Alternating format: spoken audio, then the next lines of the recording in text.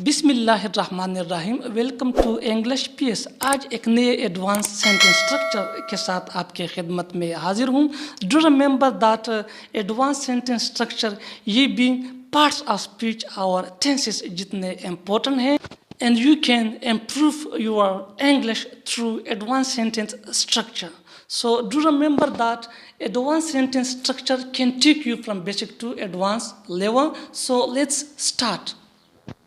ये भी कोई वक़्त है बाहर जाने का, ये भी कोई वक़्त है खाना खाने का, ये भी कोई वक़्त है घर आने का, ये भी कोई वक़्त है सबक याद करने का, ये भी कोई वक़्त है यहाँ आने का।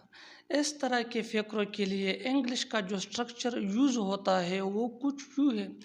Is this right time, is this right time plus two base form of verb plus object. Is this right time plus to first form of verb plus object. Let's see with the help of example. ये भी कोई वक़्त है बाहर जाने का. Is this right time to go out? Is this right time to go out? Next example.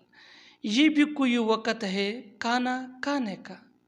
ये भी कोई वक़्त है खाना खाने का. Is this right time to eat food? Is this right time to eat food? Is this right time to plus verb plus object. It हमारा base form of verb है, food ऑब्जेक्ट. Next example. ये भी कोई वक़्त है cricket खेलने का. ये भी कोई वक़्त है क्रिकेट खेलने का. Is this right time to play cricket? Is this right time plus to play हमारा फर्स्ट फॉर्म और cricket object. Next example.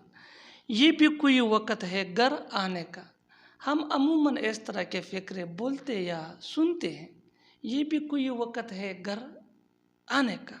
So how can we से this kind of sentence in English? So, is this right time to come home? Is this right time to come home? Is this right time to come home? Next example.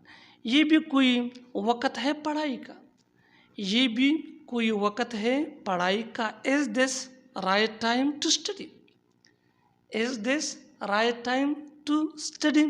Subscribe English Peace. Thanks, Manana.